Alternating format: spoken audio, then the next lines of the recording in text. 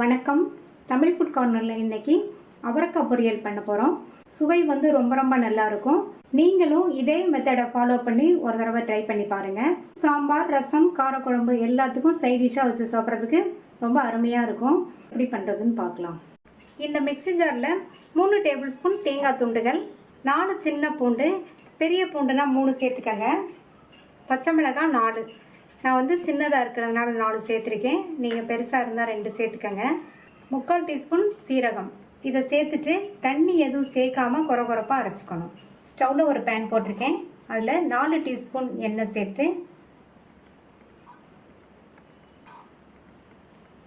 எண்ணெய் சூடானதும் அதில் 1/2 டீஸ்பூன் கடுகு பொரிஞ்சதும் 1 டீஸ்பூன் கடலைப்பருப்பு, 1 டீஸ்பூன் உளுந்தம்பருப்பு சேர்த்துட்டு இந்த பருப்போட கலர் லைட்டாக மாறி வரணும்.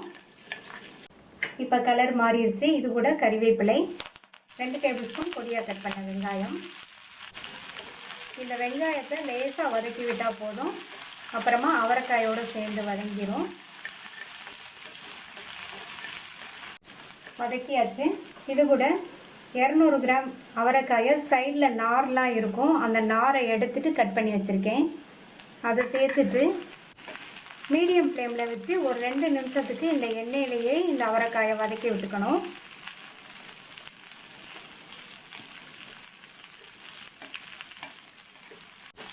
ரெண்டு நிமிஷமாக நல்லா வதக்கி விட்டாச்சு.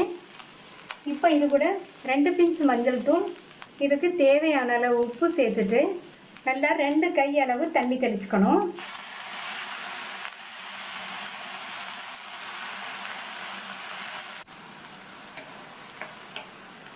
தண்ணி தெளிச்சுட்டு நல்லா ஒரு தடவை மிக்ஸ் பண்ணி விட்டுட்டு மூடி வச்சிடலாம்.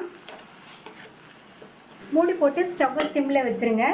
இந்த அவரைக்காய் நல்லா சாஃப்டாக வெந்து வரட்டும்.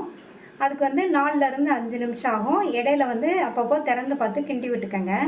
சிம்லேயே வச்சு 4-5 நிமிஷமாக அப்பப்போ வதக்கி விட்டு நம்மளுடைய அவரைக்காய் வந்து நல்லா சாஃப்டாக வெந்துருச்சு. இப்போ இதில் நம்ம கோர்ஸாக அரைச்ச அந்த தேங்காய், சீரகம், பச்சை மிளகாய், பூண்டு இதில் அரைச்சோம் இல்லையா, அதை சேர்த்துக்கலாம். இதை சேர்த்துட்டு நல்லா மிக்ஸ் பண்ணி விட்டுட்டு ஒரு 2 நிமிஷத்துக்கு சிம்லேயே வச்சு மறுபடியும் அப்படியே இருக்கட்டும். அப்போ தான் இந்த தேங்காய் கலவையோட பச்சை வாசனை போகும். நம்ம சேர்த்துருக்கிற இந்த தேங்காய் கலவை இந்த பொரியலுக்கு நல்ல சுவையும் வாசனையும் கொடுக்கும். இப்போ 2 நிமிஷம் ஆச்சு. நம்ம சேர்த்த தேங்காய் கலவையோட பச்சை வாசனை போய் நம்மளுடைய பொரியல் சூப்பராக ரெடி ஆயிடுச்சு. கடைசி அதில் பொடியாக கட் பண்ண கொத்தமல்லி இலைகளை தூவிட்டோம்னா இன்னுமே நல்லா சூப்பராக இருக்கும் பொரியல். இப்போ நல்லா ஒரு தடவை மிக்ஸ் பண்ணி விட்டுட்டு ஸ்டவ் ஆஃப் பண்ணிடலாம்.